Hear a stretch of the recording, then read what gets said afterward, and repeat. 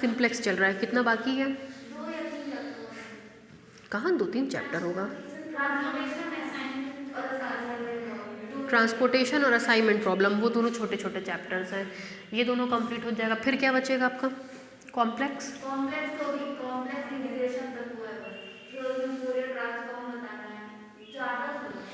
Fourier है और चलिए कोई बात नहीं, तो कॉम्प्लेक्स से कंप्लीट। जैसे कॉम्प्लेक्स में सर कह रहे थे कि 5 क्वेश्चन पढ़ा चुके हैं।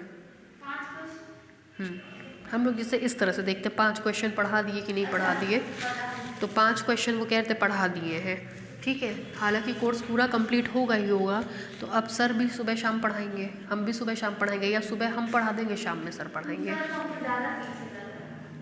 कंप्लीट तो सब होगा, है ना। बात फैक्ट टू फैक्ट ये है। नहीं तो मैकेनिक्स में तो पहले वाले में स्टैटिक्स में बहुत चैप्टर थोड़ी ना है, एक ही चैप्टर तो है, और डायनेमिक्स में 2 या 3 चैप्टर है, 4 चैप्टर है, हो जाएगा। चलिए लिखिए, कुछ मेरे ख्याल से लिखवा के हम छुड़वा दिए थे ना। क्या लगाइए इम्पोर्टेंट, लिखिए। अब जैसे हम ये शिफ्ट बांध देंगे, सुबह हम पढ़ाएंगे 2 घंटा, शाम में सर पढ़ा देंगे 2 घंटा 2.5 घंटा, तो उससे आपका रेगुलर वे पे 4 घंटे का क्लास चलेगा। लेकिन हम करेंगे 10 फरवरी के बाद कोर्स, हम थोड़ा भाप लें कि कितना बाकी है। चलिए देखिए, उन दोनों पहले चीज़ की मतलब समझ लिया। कॉम्पैक्ट मेट्रिक स्पेस का मतलब हर एक सीक्वेंस का सब सीक्वेंस पाया जाएगा, और सेपरेबल का मतलब A closure is equal to X. कोई भी मेट्रिक स्पेस सेपरेबल होता है अगर उसका कम से कम एक सबसेट ए ऐसा पाया जाए कि A closure is equal to X हो जाए, ठीक है। लिखिए, let X comma D B a compact metric space, let x comma d be a compact metric space and small n be a fixed positive integer, and small n be a fixed positive integer, and small n be a fixed positive integer, then the collection. आपको याद आ रहा होगा हमने बताया था कि अगर n natural number या इंटीजर है तो एस एक्स कॉमा 1/n हमेशा और हमेशा ओपन कवर बनाने का काम करता है, ठीक है। चूंकि हमको पता है कि ये कॉम्पैक्ट मैट्रिक स्पेस है तो हमको इसका एक ओपन कवर लेना होगा। ओपन कवर का फाइनाइट सब कवर मिलेगा। ओपन कवर में हमने हमेशा आपको बताया है कि S x comma 1/n 100% sure है कि ओपन कवर बनाता है, जहाँ n हमारा कोई भी इंटीजर या नेचुरल नंबर हो सकता है। चूंकि n इंटीजर या नेचुरल नंबर है देन क्लियरली 1/n आपका रियल नंबर होगा और वो कभी भी 0 के बराबर नहीं होगा, ठीक है। लिखिए, then the collection curly bracket में S x comma 1/n x belongs to capital X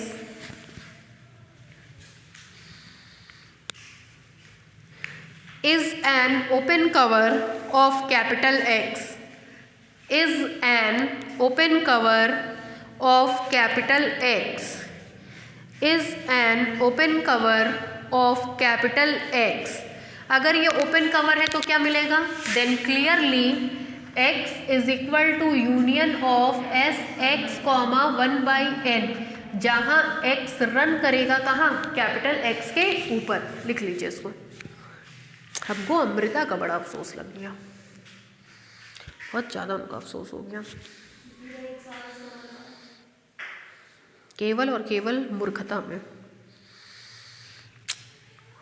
जब हम पढ़ाने आते हैं ना, हमको वो बच्ची हमेशा याद आती है।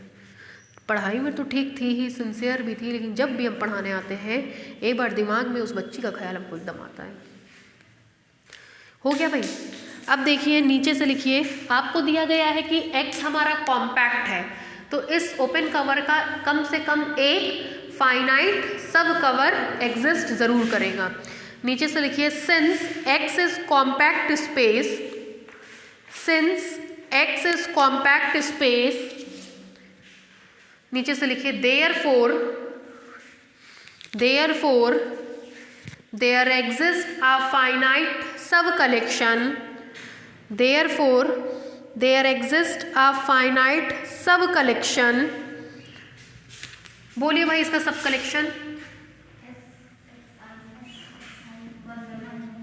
सब collection SXI is equal to 1 to n। देखिए therefore there exist a finite sub collection SXI, 1/n, I is equal to 1 to n such that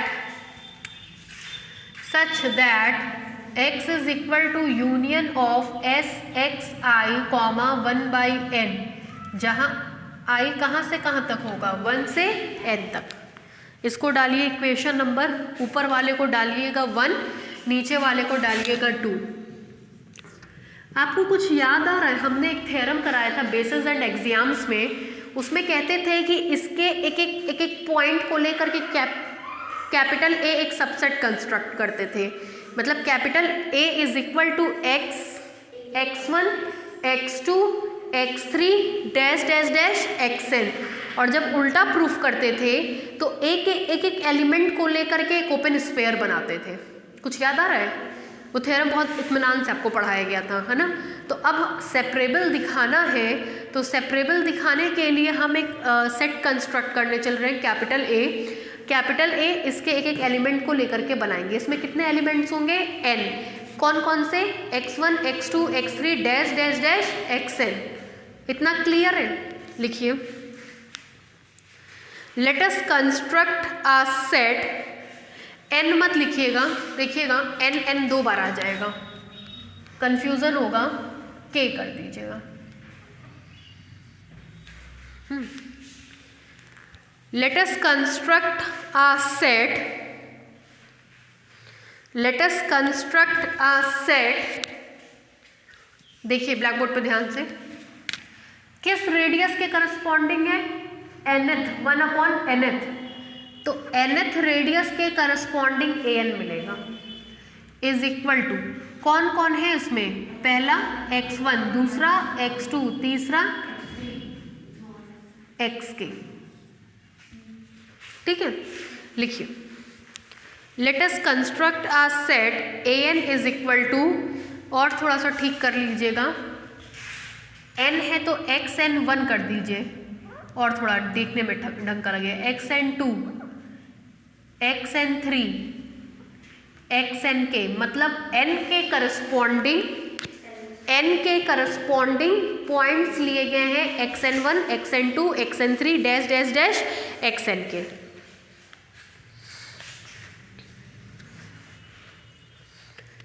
अब ध्यान से सुनिएगा, स्पेस में बहुत ढेर सारे पॉइंट्स होंगे, n के करस्पॉन्डिंग k पॉइंट्स को इसमें रखिए।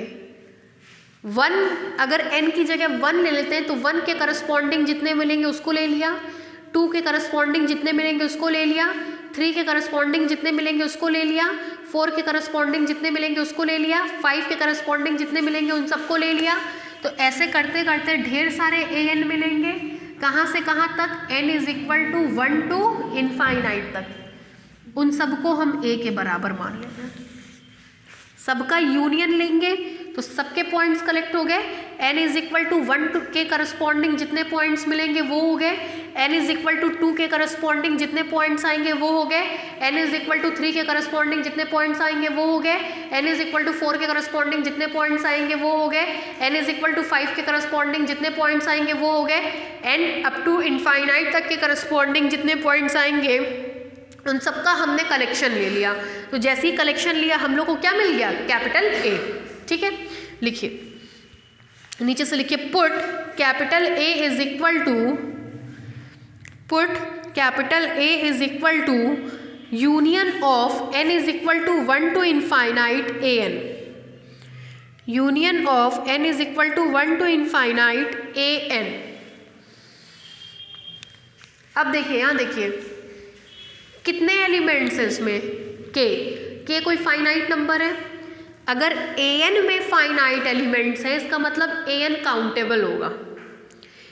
तो an काउंटेबल है तो a1 भी काउंटेबल होगा, a2 भी काउंटेबल, a3 भी काउंटेबल, a4 भी काउंटेबल। हर एक सेट्स कैसे होंगे? काउंटेबल। एक रिमार्क लिखवाए थे, काउंटेबल सेट्स का यूनियन भी काउंटेबल होता है। तो ये पूरा का पूरा कैसा होगा? काउंटेबल। कोई भी सेट सेपरेबल तब होता है जब उसके पास कम से कम एक काउंटेबल डेंस सेट हो। तो अगर ये सारे के सारे काउंटेबल है तो काउंटेबल का यूनियन भी काउंटेबल। ये पूरा का पूरा countable, that means A is countable. A को काउंटेबल तो दिखा दिया, अब क्या दिखाएंगे? डेंस, मतलब A closure is equal to capital X. नीचे से लिखिए, since each an is a countable set, since each an is a countable set, an इसलिए काउंटेबल है क्योंकि वो फाइनाइट सेट है। as it is a finite set, as it is a finite set, नीचे से लिखिए, this implies A is equal to union of n is equal to 1 to infinite an, A is equal to union of n is equal to 1 to infinite an is also countable set, is also countable set because it is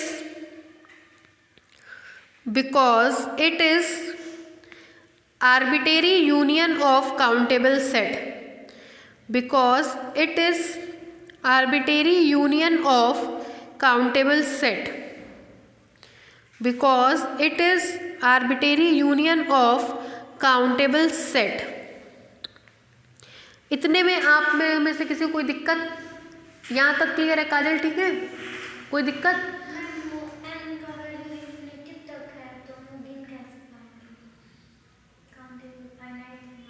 नहीं नहीं, ये countable है।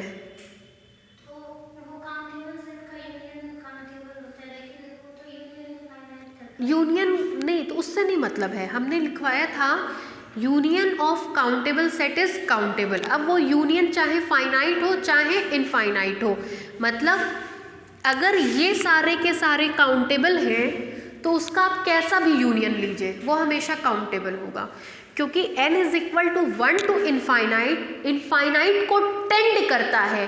Tend करने का मतलब आपको जहाँ तक गिनती आती है वहाँ तक। जैसे आप कहते हैं, छोटा बच्चा कहता है हम तो केवल 10 तक गिनती जानते हैं, जैसे मेरा बेटा, तो 10 काउंटेबल चीज़ का यूनियन काउंटेबल। कोई बड़े स्टैंडर्ड का होगा, हम कहेगा 100 तक जानते हैं, तो 100 काउंटेबल चीज़ों का यूनियन भी काउंटेबल। कोई अगला होगा कहेगा हम 200 चीज़ों का यूनियन जानते हैं, 200 तक गिनती जानते, तो वो भी काउंटेबल। तो अप टू इनफाइनाइट का मतलब होता है जहाँ तक आप गिनती जानते हो वहाँ तक। अब आप अपने स्तर से बताओ आप गिनती कहाँ तक जानते हो? जहाँ तक जानते हो अगर उन सबका यूनियन लेंगे तो वो भी क्या होगा? काउंटेबल। इसलिए हमने एक शब्द लिखवाया आर्बिट्रेरी यूनियन। आर्बिट्रेरी यूनियन का मतलब स्वैच्छिक यूनियन। आपके ये टर्म सारे के सारे काउंटेबल होने चाहिए, उसका यूनियन चाहे फाइनाइट हो चाहे इनफाइनाइट हो वो हमेशा काउंटेबल कहलाएगा।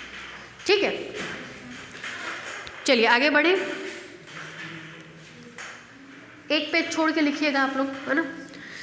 अब देखिए, अब हमको केवल इतना और कितना दिखाना है कि ए हमारा डेंस होगा। ए डेंस होने का मतलब A closure is equal to X. ठीक है, आज हम कोर्स डिस्कस किए बच्चों से, अब क्लास सुबह शाम हम चलाएंगे। ठीक है, सुबह शाम का मतलब एक टाइम हम पढ़ाएंगे, एक टाइम आपके सर पढ़ाएंगे, क्योंकि और अभी नहीं, 10-12 फरवरी के बाद, 12-13 फरवरी के बाद, क्योंकि 12-13 फरवरी तक हमको बहुत कॉन्फिडेंस है कि हम कोई एक पेपर ख़त्म कर डालेंगे। हो गया तो अच्छी बात है, नहीं होगा तो जितना नहीं होगा उसी को बाइंड अप करने के लिए हम चलाएंगे। उसके बाद हमसे पीछा छूटा आप लोगों का, बचे सर, तो सर भी सुबह शाम पढ़ाएंगे 2-2, 3-3 घंटा, तो अपने आप कोर्स कम। बस अब हम लोग के पास 40 से 45 दिन है, बस ऐसे समझ लीजिए कि 40 से 45 दिन बाद आपका एग्ज़ाम होना है। अब 40 से 45 दिन में कोर्स भी कंप्लीट करना है, हमको पढ़ाई भी करनी है। ठीक है, तो उसके लिए हम यही बेहतर कहेंगे कि कोशिश करिए क्लास में रेगुलर आने की, ताकि ये चक्कर ना फंसे कि वीडियो जब आएगा तब हम देखेंगे और तब हम लिखेंगे, क्योंकि हमको लगता है 4 घंटे का वीडियो देखने का मतलब 6 घंटा आपको चाहिए आराम से मिनिमम। तो क्लास में पढ़ने की कोशिश करिए, ताकि घर जाने के बाद जो 2-3 घंटा मिलता है उसमें उस चीज़ को रिवाइज़ कर सकें। ठीक है, 6 घंटा वो, फिर जब आप पढ़ने बैठेंगे तो 2-3 घंटा वो। उससे बेहतर ये है कि यहाँ से पढ़ करके जाइए, 1-2 घंटा जो मिल रहा है उसमें रिवीजन कर लीजिए, तो आपका कंसेप्ट डेवलप हो जाएगा, जो हम अपने दिमाग से बता रहे हैं। बाकी अपना अपना स्किल होता है पढ़ने का, जैसा आपको ठीक लगे। ठीक है, तो हम अब 8-10 दिन बाद आप लोगों को सुबह शाम दोनों बुलाएंगे, और दोनों आइए, ताकि भाई अभी तक तो आराम ही किए, कोई एक्स्ट्रा क्लास तो चला नहीं, अब थोड़ा तो और बात करिए। और हमको लगता है मेरा हो जाएगा, सर का थोड़ा बचेगा, क्योंकि सर 1 महीना लेट से शुरू किए थे, तो हम चाहते हैं कि हम खिसके तब सर अपना फिर रनिंग में ले, इसलिए भी हम थोड़ा अपना बाइंड अप करके हटना चाह रहे हैं। ठीक है, चलिए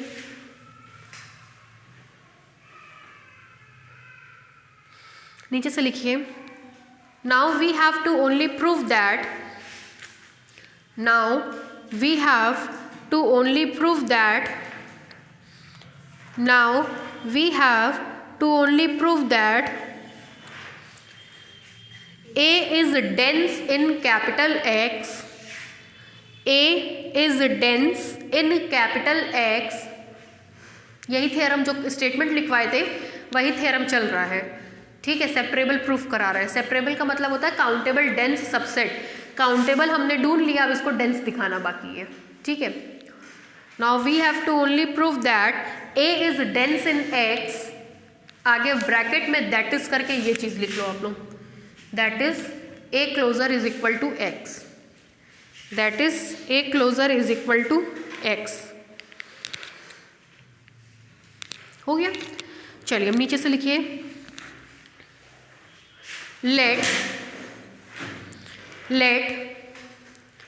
G be any non-empty open set in capital X, let G be any non-empty open set in capital X, and let X belongs to G, and let X is belongs to G। आपको एक theorem याद आ रहा है कि हमने पहले पढ़ाया था, कहते थे A is dense in X if and only if A intersect with every non-empty open set G of capital X। मतलब हमने बताया था आपको कि A हमारा डेंस तब होगा if and only if G intersection A is equal to 5। ये एक थ्योरम हमने कराया था। तो इसमें G क्या होता था, if A intersect with each and every non-empty open set of capital X, मतलब A G के साथ इंटरसेक्ट करके वैल्यू क्या देगा, नॉट इक्वल टू 5, जहाँ G कोई भी आर्बिटेरी ओपन सेट होता है। इसीलिए हमने यहाँ पे एक आर्बिटेरी ओपन सेट लिया है G, और G में एक पॉइंट लिया है स्मॉल x, जिससे ये समझ सकें कि G नॉन एम्प्टी है। ठीक है, लिखिए, ये हम आपको पढ़ाए थे जब हमने डेंस सेट पढ़ाया था, तब पढ़ाए थे। लिखिए, and let small x belongs to G। नीचे से लिखिए, देन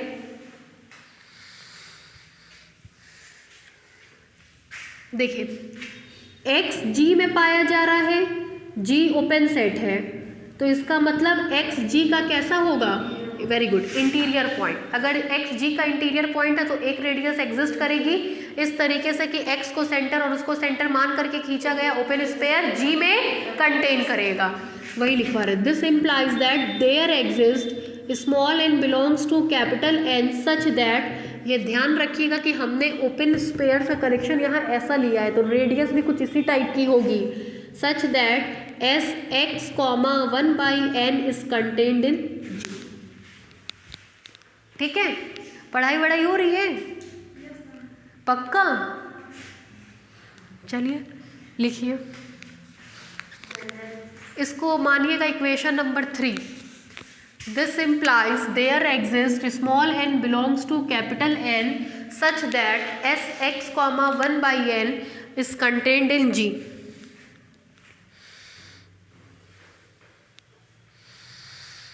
इस साल हम लोगों ने अपने कोचिंग पे, जहाँ कंस्ट्रक्शन चल रहा है अभी तो 10 दिन से बंद था, 10-15 दिन से, एक मशीन लगवाई है जिससे कार्ड चेक करने का काम ख़त्म। आप आएंगे जिस दिन, पहले दिन आपके हाथ का फिंगरप्रिंट्स का स्कैन कर लेगी वो मशीन, बस रख दीजिए, स्कैनिंग हो जाएगी। रोज आइए, जिस दिन आपकी फ़ीस डिपॉजिट की डेट ख़त्म होगी वो बीप करने लगेगी, दैट्स इट। तो इस साल हम लोगों ने वो मशीन बाहर से दिल्ली से मंगाए थे, उसको लगवाया है। तो अब वो मशीन वहाँ फिट हो गई, एकदम एंट्रेंस पे बस आइए, एक आदमी है वो देखेगा कि आप बीप करवा रहे हैं कि नहीं, अंदर जाइए और बैठ जाइए। वो आपके फिंगरप्रिंट से क्या होगा, जो बच्चे अपना कार्ड किसी और को दे देते हैं या होशियार बन के पापा की दी हुई फ़ीस, मम्मी की दी हुई फ़ीस रेस्टोरेंट में खर्च करके खुद का साइन मार लेते हैं, वो चीज़ ख़त्म हो जाएगी। फिंगरप्रिंट्स तो बदलेंगे नहीं मरते दम तक, तो वो चक्कर ही ख़त्म हो गया, है ना। चलिए इसके नीचे से लिखिए, देखिए, सेंस मेरे हिसाब से स्मॉल एक्स कहाँ का एलिमेंट है, कैपिटल एक्स का, और कैपिटल एक्स इसके बराबर है। This implies that small X belongs to capital X is equal to union of I is equal to 1 to k S x I comma 1/n। ठीक है, और तो और जिस दिन वो मशीन पहुंची है उसके अगले ही दिन मेरे ग्रैंडफादर इन लॉ की डेथ हो गई। आज आई है, कल शाम में डेथ हो गई। चलिए लिखिए,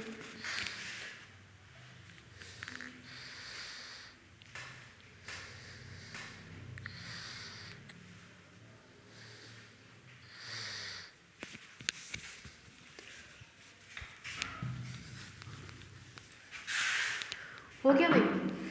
अब देखिए, यहाँ ध्यान दीजिए, दिस इम्प्लाइज दैट, इसको ड्रॉप कर देंगे, x belongs to union of i is equal to 1 to k n x i comma 1/n। x इतने सारे के यूनियन में पाया जाता है, तो कम से कम कोई एक ऐसा होगा जिसमें x पाया जाएगा। ध्यान रखिए, यूनियन में फॉर सम होता है, इंटरसेक्शन में फॉर एवरी होता है, ये फिक्स है, ये होगा ही होगा। तो इसका मतलब this implies that x belongs to S x I comma 1/n for some i is equal to 1 2 3 dash dash dash k। ठीक है, यहाँ तक में कोई दिक्कत? फिर देखिए, दिस इम्प्लाइज दैट, आपको पता है अगर ये ओपन स्पेयर में पाया जा रहा है तो इसकी इसके सेंटर से दूरी लेने पर रेडियस से छोटी होगी। क्लोज्ड स्पेयर होता तो छोटी और बराबर होती। This implies that D x, जरा सा चलिए एक्स आई रहने दीजिए, एक्स आई comma x less than 1/n लिख सकते हैं। फिर देखिए, this implies that x i belongs to S x comma 1/n। ठीक है काजल, ठीक है, ठीक है, S x I comma 1/n is contained in G by equation 3. This implies that xi is contained in G, equation number 4. ठीक है, उतारिए।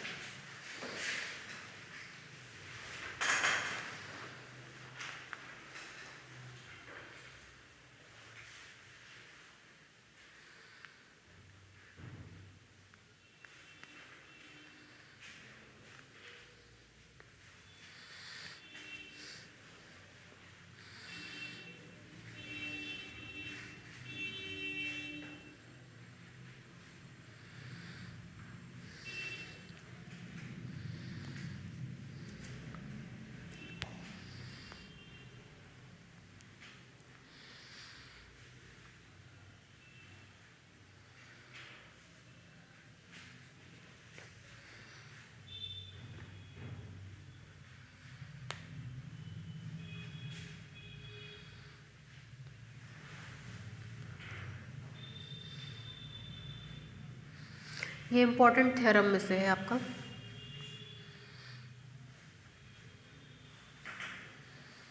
आज sir नहीं पढ़ाएंगे, कल सर आपको 2 घंटा पढ़ाएंगे, 1 घंटा हम पढ़ाएंगे, मतलब कल 3 घंटे का क्लास रहेगा।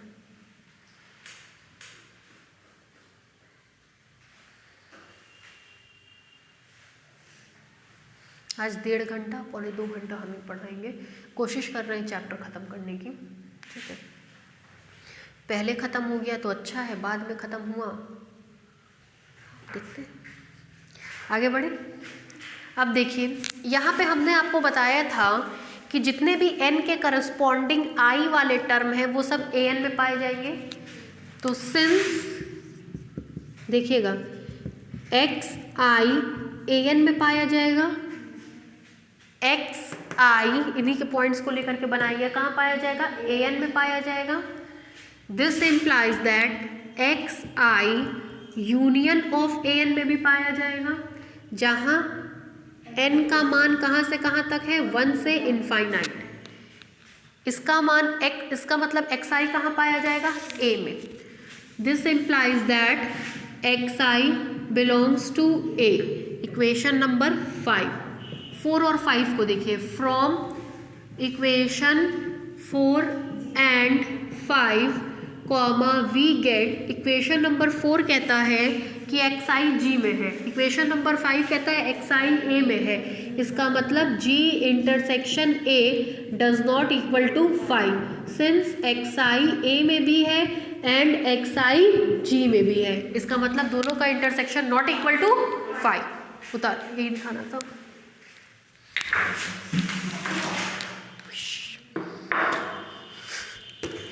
चल उतारिए।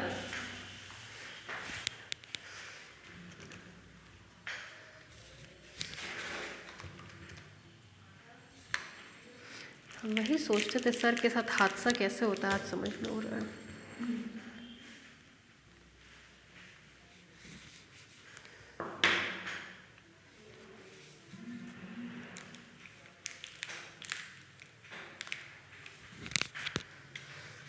उतार दीजिए।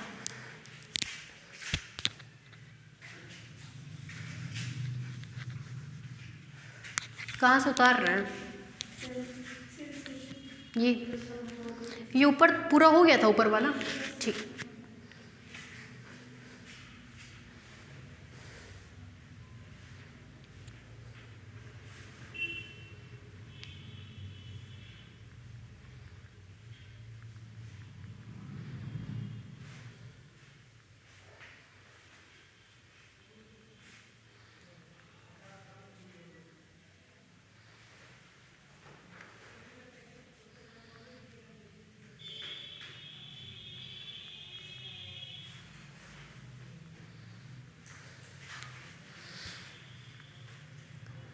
हो गया पूरा, बोले नीचे से लिखे। This implies A intersect with, this implies A intersect with arbitrary non empty open set G, arbitrary non empty open set G, arbitrary non empty open set G in capital X, in capital X। नीचे से लिखिए this implies A intersect with, this implies A intersect with every non empty open set, every non empty open set G in capital X, G in capital X. This implies A is dense in capital X. This implies A is dense in capital X. हो गया। फिर नीचे से लिखिए thus there exists a countable dense set, thus there exists a countable dense set in capital X in capital X, नीचे से लिखिए hence X is separable, हाँ, इन कैपिटल X, नीचे से hence X is separable space.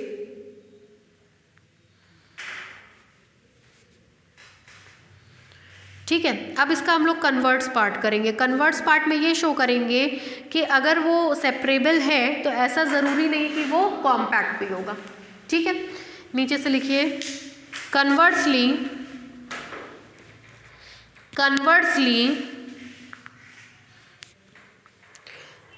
it is not always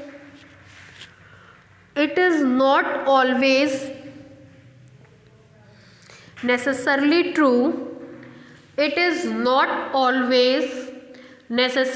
true that a separable space is compact,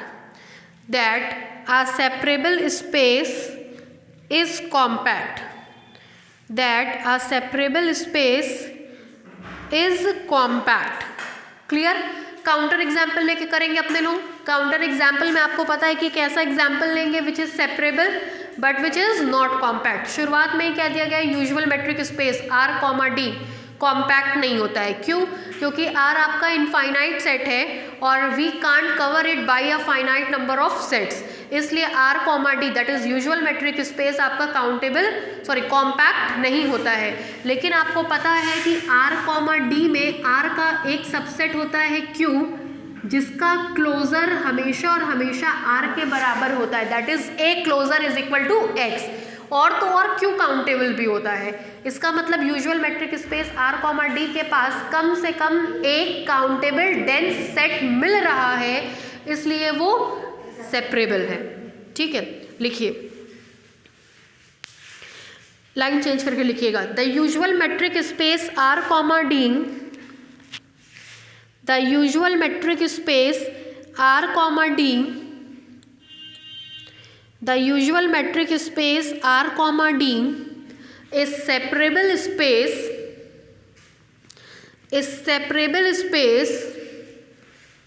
because it has a countable dense subset,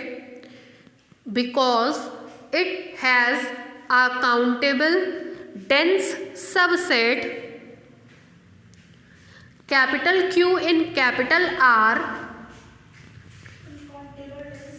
subset capital Q in capital R, that is Q closure is equal to R,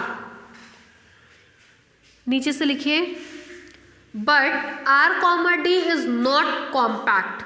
और ये compact क्यों नहीं है, इसका reason जब chapter शुरू हुआ था हमने तभी दे दिया था। But R, D is not compact। नीचे से लिखिए hence separable space need not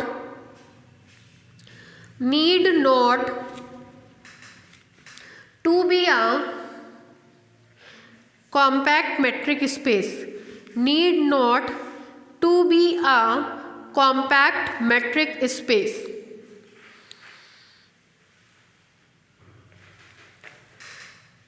ठीक है, जरा सा चेक करके बताइए हमने ये थ्योरम कराया है क्या? Proof that a metric space with BWP is separable.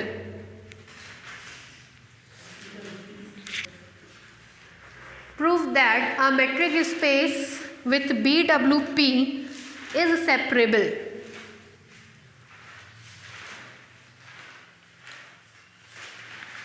ध्यान से देखिएगा, ऐसा ना हो कि कराए हों और आप बोल देना कराएं।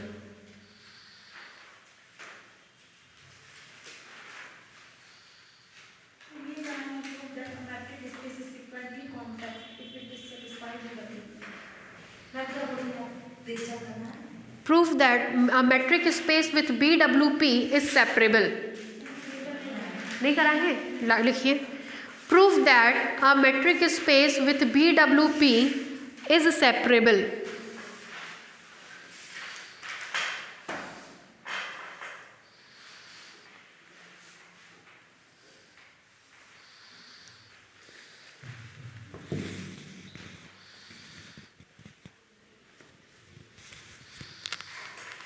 Prove that a metric space with BWP is separable.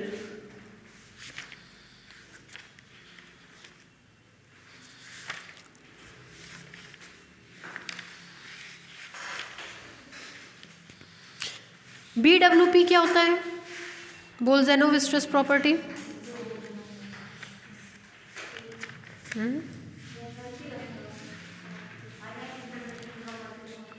नहीं समझ में आया।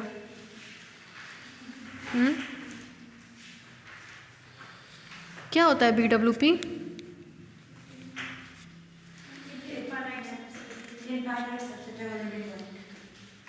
Every infinite subset has a limit point, BWP का मतलब होता है। ठीक है, और सेपरेबल अभी हमने आपको बता ही दिया कि उसका कम से कम एक काउंटेबल डेंस सबसेट मिले। ठीक है, लिखिए प्रूफ में, लिखिए late x, d, let x, d be a metric space, let x, d be a metric space with BWP,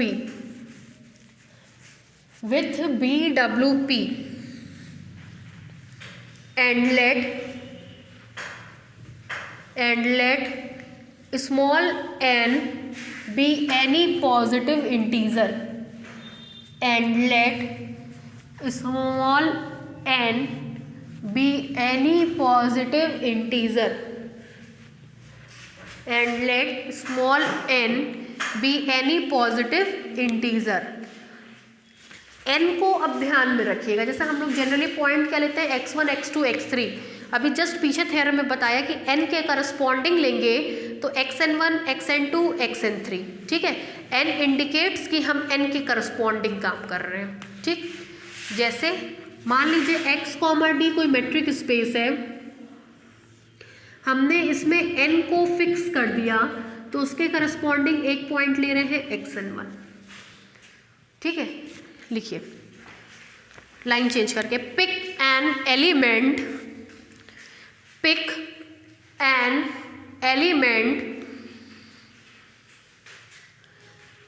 xn1 belongs to capital X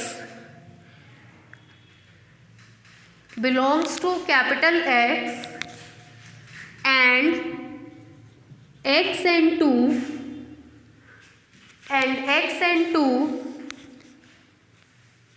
belongs to capital X such that n कोई भी number fix कर लीजिए अपने दिमाग में। जैसे मान लीजिए हमने फिक्स किया n नेचुरल नंबर है, हमने फिक्स किया n की वैल्यू 2, तो 1/n क्या हो जाएगा, 1/2। अब हमने अगर उनको चूज किया xn1 तो उनके करस्पॉन्डिंग हम उनके बगल में xn2 ऐसा चूज करेंगे कि दोनों के बीच की दूरी 1/2 से अधिक हो। इन दोनों के बीच की दूरी मेरे हिसाब से 0.5 मीटर से अधिक नहीं है, तो हम आपको चूज कर लेंगे। ठीक, तो होता क्या है, स्पेस में बहुत ढेर सारे पॉइंट्स हैं, इस क्लासरूम में बहुत ढेर सारे लोग हैं। अगर xn1 वो हैं और हमको उनसे 0.5 मीटर से अधिक दूरी पे कोई बंदा चाहिए तो हम इनको चूज़ नहीं करेंगे, हम उनको चूज़ करेंगे या उनको चूज़ करेंगे या किसी और को चूज़ करेंगे। तो अगर हमने स्पेस में कोई पॉइंट xn1 लिया है तो xn2 हम इस तरीके से चूज़ करेंगे कि दोनों के बीच की डिस्टेंस 1/n से बड़ी या बराबर होगी। ठीक है, लिखिए ये मेरी थॉट थी, ये हमने चूज़ किया इस तरीके से, है ना। लिखिए such that dxn1, xn2 greater than और इक्वल टू 1/n। इसका मतलब ये हुआ कि xn2 नहीं पाया जाएगा, छोड़ दीजिए। इसका मतलब ये हुआ कि xn1 और xn2 के बीच की डिस्टेंस 1/n से छोटी नहीं है। ठीक, इसका मतलब ये हुआ कि xn2 नहीं पाया जाएगा xn1, 1/n में। ठीक है, छोटी होती तो पाया जाता, छोटी नहीं है तो पाया नहीं जाएगा। मतलब अगर हम xn1 को सेंटर मान करके एक ओपन स्फीयर बनाए 1/n रेडियस का, तो xn2 उसमें नहीं पाया जाएगा, मतलब उससे कहीं बाहर होगा। ठीक है, लिखिए ये दोनों लाइन।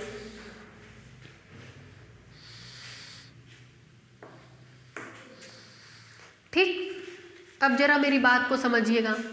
अब की बार हम xn2 को सेंटर मान करके एक ओपन स्फीयर बना रहे हैं, मतलब अब की बार हमने काजल को xn2 ले लिया, तो काजल से उन बच्चों को लेना है जो 1/2 मीटर की दूरी से अधिक है, तो आपको हम नहीं लेंगे, इन दोनों को लेंगे। तो अब की जब हम xn2 को सेंटर मानेंगे तो एक पॉइंट xn3 ऐसा लेंगे कि इनके बीच की दूरी 1/n से अधिक या बराबर हो। मतलब xn2 को सेंटर मान करके जब 1/n रेडियस का ओपन स्फीयर खींचेंगे तो xn3 उसमें पाया नहीं जाएगा। ठीक है, अगर ये प्रोसेस हम रिपीट करते जाएं तो n1 के करस्पॉन्डिंग n2 मिला एक अधिक, n2 के करस्पॉन्डिंग n3 मिला एक अधिक, तो ni के करस्पॉन्डिंग क्या मिलेगा, ni+1। ये दोनों के बीच की डिस्टेंस 1/n से अधिक या बराबर होगी, जहां i का मान कहां से कहां तक होगा, 1 से n मत लो यार, बार बार n आ रहा है, 1 से शुरुआत होगा, जहां तक मन वहां तक ले जाइए अगर स्पेस इनफाइनाइट हो तो। ठीक है, चलिए लिखिए इस लाइन के नीचे से xn2 डज नॉट बिलोंग्स के नीचे से हम बोल रहे हैं, लिखना क्या है, लिखिए having chosen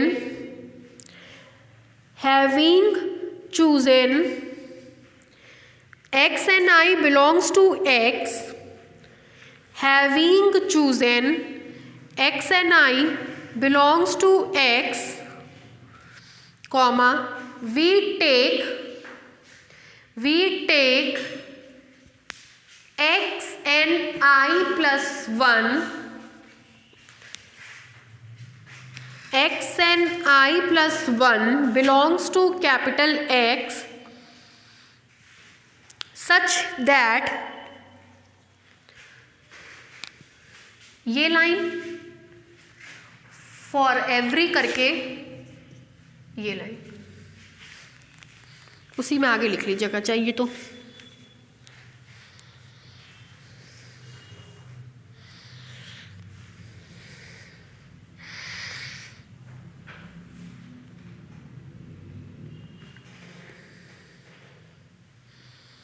हो गया, जैसे इस बात से इसका मतलब निकाले वैसे ही इस बात से इसका मतलब निकालेंगे तो मिलेगा दिस इम्प्लाइज xn बाद वाला, very good, I+1 does not belongs to s xn I, 1/n। ये आप मेट्रिक स्पेस का सबसे टफ सेक्शन पढ़ रहे हैं, हमको सबसे गंदा सबसे टफ यही लगता है, लेकिन ये अलग बात है जब पढ़ो तो सबसे आसान लगने लगता है, लेकिन बोरिंग है थोड़ा सा, बस ये है।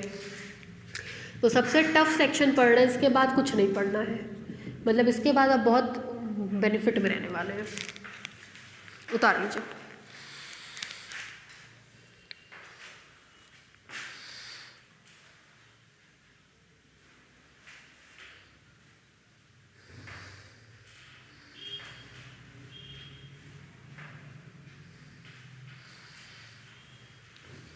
हो गया भाई। अब हम जो चीज़ बताएंगे बस वही इसकी जान है, उसको ध्यान से सुनिएगा। इतना प्रोसीजर तो समझ में आ गया होगा, ये पॉइंट्स कैसे लगे हैं। अब दो बातें होंगी, या तो ये प्रोसीजर चलता रहे या ये प्रोसीजर रुक जाए। हम चाहते हैं ये प्रोसीजर रुक जाए। अगर ये प्रोसीजर रुक गया तो कोई ना कोई एक फाइनाइट नंबर ऑफ पॉइंट्स, जैसे आप लोगों के बीच में ये प्रोसीजर रुक जाएगा क्योंकि आप लोग फाइनाइट नंबर है, जैसे उनको xn1 माना, उनको xn2 माना, उनको xn3 माना, उनको xn4 माना, ऐसे ही मान लीजिए xn10 मान लिया, xn15 मान लिया, प्रोसीजर रुक गया। अगर हम सोचें कि ये प्रोसीजर नहीं रुकेगा तो पॉइंट्स नहीं रुकेंगे, उस कंडीशन में ये सेट कैसा हो जाएगा, इनफाइनाइट सेट। ठीक, अगर पॉइंट्स रुक गए तो फाइनाइट सेट, पॉइंट्स नहीं रुके तो इनफाइनाइट सेट। मान लीजिए पॉइंट्स नहीं रुकते हैं, नहीं रुकते हैं तो कैसा सेट मिलेगा, इनफाइनाइट। उस केस में हमको कोई सेट ई ऐसा मिलेगा जिसमें इनफाइनाइट पॉइंट्स होंगे। इनफाइनाइट पॉइंट्स का मतलब xn1, xn2, xn3, xn4 dash dash dash कहाँ तक जाएगा, इनफाइनाइट तक। और सबके साथ ये प्रॉपर्टी अटैच होगी कि डी एक्सएन आई कॉमा एक्सएन आई प्लस 1 ग्रेटर देन और इक्वल टू 1/n। इसका मतलब 1/n है, ये सेट बाउंडेड नहीं है। बाउंडेड होता तो लेस देन होता, ग्रेटर देन है मतलब ये सेट बाउंडेड नहीं है। सेट बाउंडेड नहीं है तो इसका मतलब उसका लिमिट पॉइंट उसमें नहीं पाया जाएगा। लेकिन बोल्ज़ेनो-विस्ट्रस प्रॉपर्टी तो कहती है कि हर एक इनफाइनाइट सेट का लिमिट पॉइंट उसी में पाया जाना चाहिए। तो हमको एक इनफाइनाइट सेट ऐसा मिल गया जिसका लिमिट पॉइंट उसमें पाया नहीं जा रहा है, इसका मतलब ये सेट BWP प्रॉपर्टी को सेटिस्फाई, ये गलत बात हो जाएगी। इस कारण से ये प्रोसीजर रुकना चाहिए। भाई दो बातें थी, या तो ये प्रोसीजर रुक जाए या ये प्रोसीजर ना रुके। अगर ये प्रोसीजर रुक गया तो सेट फाइनाइट होगा, प्रोसीजर नहीं रुका तो सेट इनफाइनाइट होगा, यही होगा। ये इस प्रॉपर्टी को सेटिस्फाई करेगा।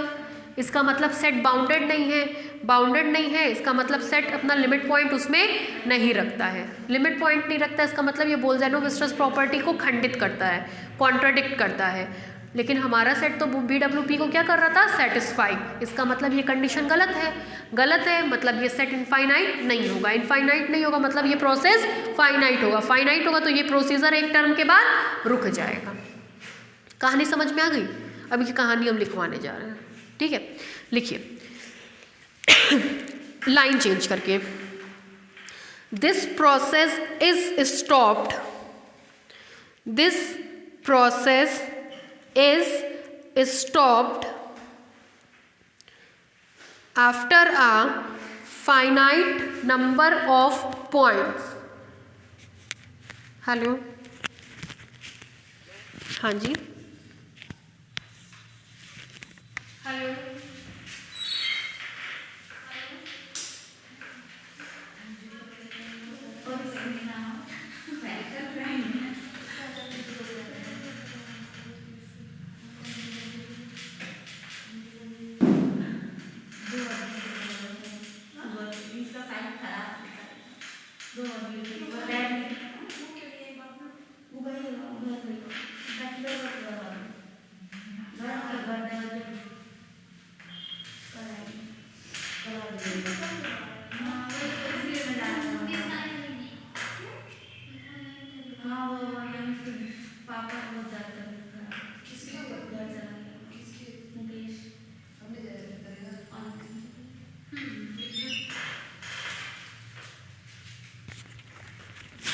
This process is stopped after a finite number of steps. Say after a finite number of steps कर लीजिएगा, पॉइंट्स की जगह स्टेप्स कर लीजिएगा। After a finite number of steps, ठीक, से I is equal to K, मान ले रहे हैं Kth प्लेस पे ये स्टॉप हो जाएगा, ठीक है। से I is equal to K, अगर ये तो हो गया कि भाई रुक जाएगा, अगर नहीं रुकेगा तो कैसा सेट मिलेगा, इनफाइनाइट, जिसका लिमिट पॉइंट उसमें पाया नहीं जाएगा। तो ये BWP को क्या करेगा, कॉन्ट्राडिक्ट करेगा, ठीक है। अदरवाइज, कॉमा देके लिखिएगा, otherwise we shall get an infinite set, otherwise we shall get an infinite set, we shall get an infinite set, नीचे से लिखे E इज इक्वल टू, जो करली ब्रैकेट में लिखा गया है वो, सच दैट ये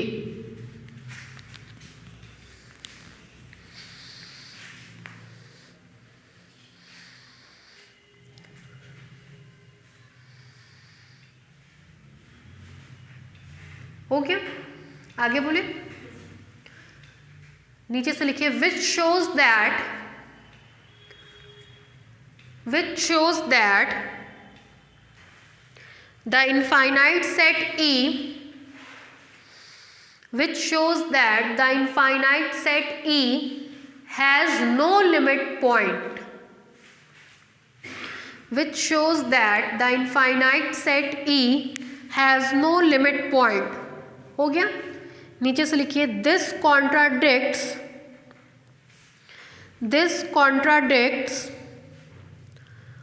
to our assumption that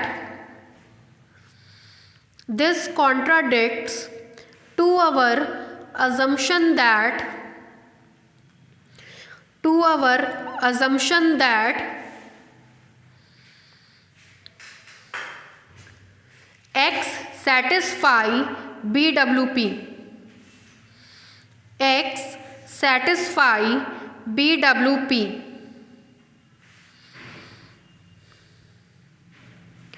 हो गया। कैपिटल X, हाँ। नीचे से लिखिए therefore the process is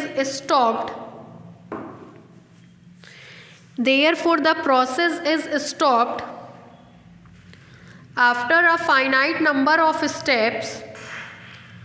Therefore the process is stopped after a finite number of steps, say I is equal to K।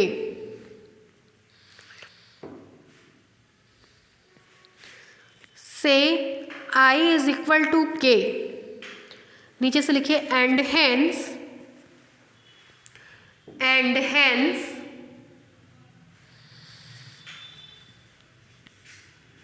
इतना क्लियर हो गया कि इसमें इनफाइनाइट पॉइंट्स नहीं है बल्कि कितने पॉइंट्स है, फाइनाइट।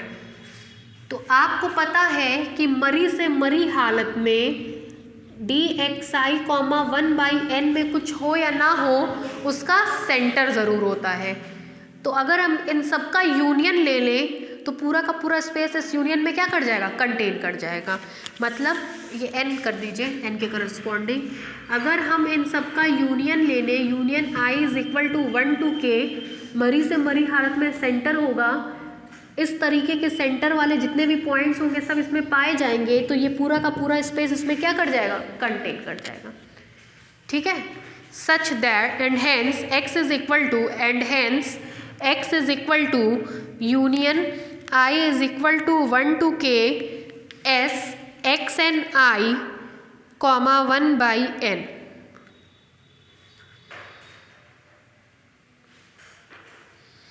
हो गया। इसका मतलब ये इसका क्या है, सब कवर मिल गया। तो x क्या होगा, कॉम्पैक्ट। और अभी हमने पीछे पढ़ाया कि s कॉम्पैक्ट होगा तो वो क्या होगा, सेपरेबल होगा। तो उसके बाद का पूरा प्रूफ वहीं से आएगा, पूरा प्रूफ। ठीक है। नीचे से लिखिए which shows that capital X is compact metric space.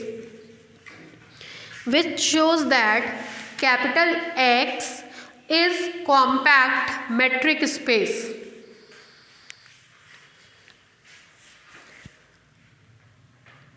ठीक है। नीचे से लिखिए फर्दर प्रूफ। अब एग्जाम में यही मत लिखाइएगा जो हम लिखवा रहे हैं। Further proof should be taken from above theorem. Further proof should be taken from above theorem. Inverted comma में लिखिए every compact metric space is separable. Every compact metric space is separable. ये थ्योरम अभी हमने आपको कराया था ना, इसी थ्योरम से इसका फर्दर प्रूफ आप लोग कॉपी पेस्ट कर लीजिएगा। नहीं प्लीज है, लेकिन ये थ्योरम फुल में आता है या 4 नंबर में आता है। 4 नंबर में आप इतना सा करके आओगे 2 नंबर वाला तो नंबर नहीं मिलेगा। ठीक है। Further proof is taken from above theorem, inverted comma में every compact metric space is separable. ठीक है। आगे बढ़े।